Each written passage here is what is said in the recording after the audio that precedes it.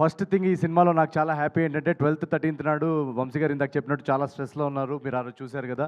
So జనరల్గా ఒక block buster production house సితారా entertainments అనేది ఎన్నో ల్యాండ్మార్క్ ఫిల్మ్స్ ఇచ్చారు. లాస్ట్ ఇయర్ ఒక 2-3 ఫిల్మ్స్ సరిగా అనుకున్నట్టు రిజల్ట్ రాలేకపోయినప్పుడు ఒక మొరాల్ కానీ కాన్ఫిడెన్స్ కానీ కొంచెం డౌన్లో ఉంటుంది. సో ఆ టైంలో ఆ ఎనర్జీ, ఆ క్రియేటివ్ ఎనర్జీ, క్రియేటివ్ కాన్ఫిడెన్స్ అన్నీ తిరిగి రావాలంటే ఒక మంచి మొమెంటం, మంచి క్రియేటివ్ మొమెంటం మళ్ళీ తిరిగి రావాలి. సో మీరందరూ ఈ సినిమాని ఇంత పెద్ద బ్లాక్ బస్టర్ చేసి 2 రోజుల నుంచి మాకు, చిన్మయ్కి అందరికీ హ్యాపీ ఏంటంటే వంశీ గారు bright smile. So thank you so much. మీరు ఎప్పుడు ఇలాగే ఉండాలని కోరుకుంటున్నాను. అండ్ మా సితారా ఎంటర్టైన్మెంట్స్ గురించి మాట్లాడుతున్నాను కాబట్టి మా గురుగారు త్రివిక్రమ్ గారు కానీ, చిన్బాబు గారు కానీ వాళ్ళిద్దరు స్పెషల్ మెన్షన్ చేయాలి. ఎందుకంటే ఈ సినిమా చూసిన తర్వాత మేము కొన్ని బ్లాగ్స్లో గట్టిగా నమ్మామన్నమాట. సార్ ఇది ఖచ్చితంగా రేపు థియేటర్లో పేలుతుంది అని చెప్పేసి. సో అది వెంటనే అది చూసి త్రివిక్రమ్ గారు కానీ, చిన్బాబు గారు కానీ ఎస్ ఇది ఉంచుదాం, ఇది పెడదాం, ఇది డెఫినెట్గా రేపు పేలుతుందని మా జడ్జ్మెంట్ని నమ్మి సపోర్ట్ చేసి అది ఆ సినిమాలో పెట్టినందుకు thank you so much sir. ఈరోజు ఆ ఎపిసోడ్స్ అన్నీ బ్లాస్ట్ అవుతున్నాయి సినిమాలో. మీరు ఫస్ట్ హాఫ్ చూస్తే కనుక ఆడియన్స్ రియాక్షన్స్, నేను చెప్పింది కానీ, మా టీం చెప్పింది కానీ, మీరు ఇందాక ట్వీట్స్లో చూశారు, థియేటర్ బయట రియాక్షన్స్ చూశారు. మీరు వెళ్ళి ఇంకా ఎవరైనా చూసుంటే వాళ్ళకి ఫోన్ చేసి అడగండి థియేటర్లో అట్మాస్ఫియర్ ఎలా ఉందని.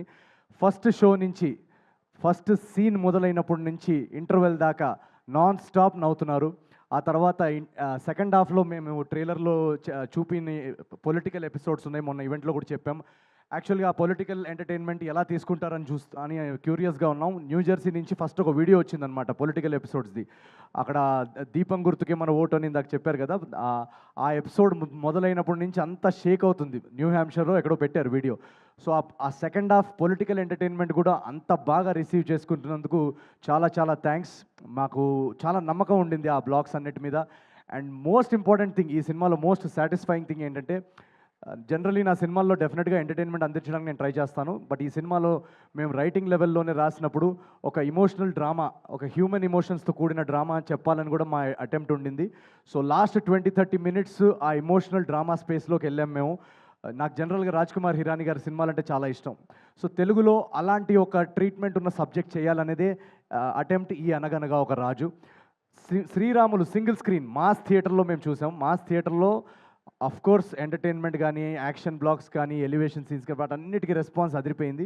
బట్ ఎప్పుడైతే ఆ ఇమోషనల్ డ్రామా స్టార్ట్ అయిందో ఆ ఇమోషనల్ సీన్స్కి కూడా విజిల్స్ అని చప్పట్లు పడుతున్నాయి. సో అక్కడ మేము చాలా హై ఫీల్ అయ్యాం. అంటే ఎక్కడో మా కథ ఆడియన్స్లోకి, మాసెస్లోకి చాలా ఓన్ చేసుకున్నారు, చాలా కనెక్ట్ అయ్యారని అక్కడే మేము చాలా ఈ సినిమాకి ఒక లాంగ్ రన్ ఉంటుంది అని ఒక ధైర్యం మాకు కలిగింది. సో ప్రతి ఒక్క ప్రేక్షకుడికి ఎవరైతే వెళ్ళి సినిమా చూశారో థ్యాంక్ యూ వెరీ మచ్. ఒక కాంపిటీషన్లో ఇన్ని రిలీజెస్తో రావడము, అండ్ ఆ రిలీజ్ టైంలో ఆల్రెడీ 2-3 పెద్ద సినిమాలు వస్తున్నప్పుడు నాది జస్ట్ కేవలం 4వ సినిమా అండ్ నా ఫస్ట్ సంక్రాంతి. సో నేను ఎంత బయటకి నవ్వుతూ కనిపిస్తున్నా, ఎంత ప్రమోషన్స్లో ఎనర్జెటిక్గా కనిపిస్తున్నా, ఎక్కడో ఒక చిన్న నర్వస్నెస్ ఉంటుంది. మనకి ఓపెనింగ్ వస్తుందా, అసలు సినిమా టాక్ బయటికి వస్తుందా అనే ఒక చిన్న నర్వస్నెస్ ఉంటుంది. ఆ నర్వస్నెస్ అంతా తీసి పక్కన పడేసి ఒక బ్లాక్ బస్టర్ యునానిమస్ టాక్ పంపించి, ఇందాక ట్రేడ్ వాళ్ళు చెప్పినట్టు 2 డేస్లో ఒక 42 crores గ్రాస్ వర్క్ అందించారంటే ఎక్కడో నాకు ఒక ధైర్యం. నేను కష్టపడతా ఉంటే నా వెనకాల ఒక సీక్రెట్ మన త్రివిక్రమ్ గారి డైలాగే అనుకుంటా, ఆయన వెనకాల ఏదో శక్తి ఉందని. ఆ శక్తే మన Telugu audience. So thank you. నన్ను ప్రతి ఫస్ట్ సినిమా నుంచి ఇక్కడ దాకా నన్ను కాపాడుకుంటూ, నేను సినిమాని మోస్తాను అని 2-3 అన్నారు చాలా కైండ్గా. నేను సినిమాని మోయనండి, నా సినిమాలన్నింటినీ ఆడియన్సే మోస్తుంది. So thank you so much Telugu ప్రేక్షకులందరికీ. ఇది వరుసగా 4వ బ్లాక్ బస్టర్ మీరు నాకు ఇచ్చినందుకు. నేను కృష్ణానగర్లో ఆడిషన్స్ టైంలో తిరుగుతున్న టైంలో ఒక్క సినిమా ఛాన్స్ వస్తే రవితేజ గారు ఖడ్గంలో చెప్పినట్టు, సార్ ఒక్క ఛాన్స్ ఒకే ఒక ఛాన్స్ అన్నట్టు తిరిగేవాడిని.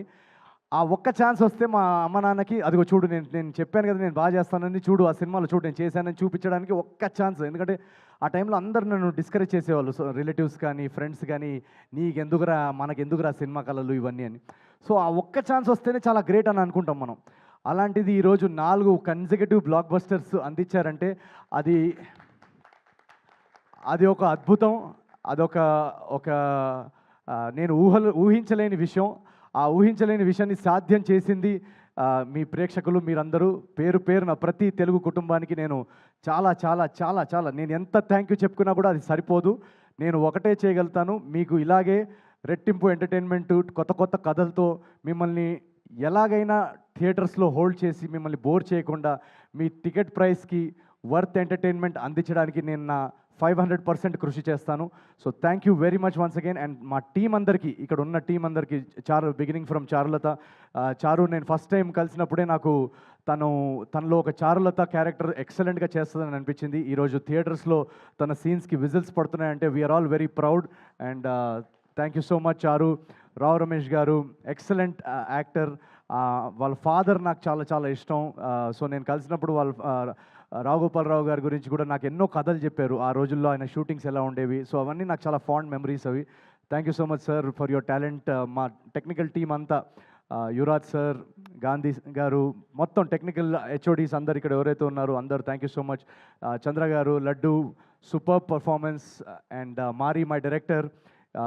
ఈ జర్నీలో నాకు స్టార్టింగ్ నుంచి నేను కథ రాసేసుకున్న తర్వాత వన్స్ స్క్రీన్ ప్లే రెడీ అయిన తర్వాత మారీ తోటి నా ట్రావెల్, మేము కూర్చొని దాన్ని బెటర్ చేయడంలో, డైలాగ్స్ అవన్నిట్లో చాలా చాలా కాంట్రిబ్యూషన్స్ చేశాడు Mari. So thank you so much. Press meet అని అడుగుతున్నారు. డెఫినెట్గా ఒక 2-3 డేస్ తర్వాత మొత్తం ప్రెస్ అందరూ సంక్రాంతి నుంచి ఊరి నుంచి వచ్చాక డెఫినెట్లీ Q&A పెట్టుకుందాం, కూర్చుందాం, మాట్లాడుకుందాం. సో అది పక్కన తీస్తే it's a very emotional moment నాకు ఇది. కొడతా అని చెప్పి కొట్టాయి సార్ ఈ సంక్రాంతికి. ఇది గర్వంతోనో పొగరుతోనో మాట్లాడలేదండి, చాలా హంబుల్గా. అంటే ఎందుకు కొడతా అన్న అంత కాన్ఫిడెన్స్ ఏంటి నీకు అంటానికి నా కథ, నాకు రామ్ అబ్బరాజు, మన నందు, మన భాను వాళ్ళు రాసి నాకు ఇచ్చిన కథ. డే 1 నుంచి చెప్తున్నా, అనిల్ గారు చెప్పినట్టు ఈ సినిమా మీరు ఎప్పుడు రిలీజ్ చేసినా సినిమా బ్లాక్ బస్టరే.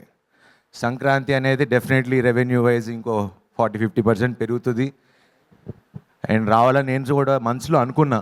కానీ అది నెరవేర్చింది అనిల్ గారు. సో ఫస్ట్ రామ్ గురించి మాట్లాడతా. ఇలాంటి డైరెక్టర్లు నిజంగా కావాలి ఇండస్ట్రీకి అంటానికి. బికాజ్ ప్రొడ్యూసర్లుగా నేను మొన్న రాజన్తో మాట్లాడా, అనిల్ గారితో మాట్లాడా. ఓకే, బడ్జెట్స్ కానీ పెరుగుతున్నాయి, వాట్ ఎవర్. డైరెక్టర్ అనేవాడు, ప్రొడ్యూసర్ అనేవాడు కలిపి పనిచేస్తేనే బడ్జెట్లు కంట్రోల్లో ఉంటాయి. అండ్ హీరోలు కూడా ఆ విషయం కూడా మాట్లాడా రాజన్నతో, అనిల్ గారితో, ఇంకో 2-3 ప్రొడ్యూసర్లతో కూడా మాట్లాడా.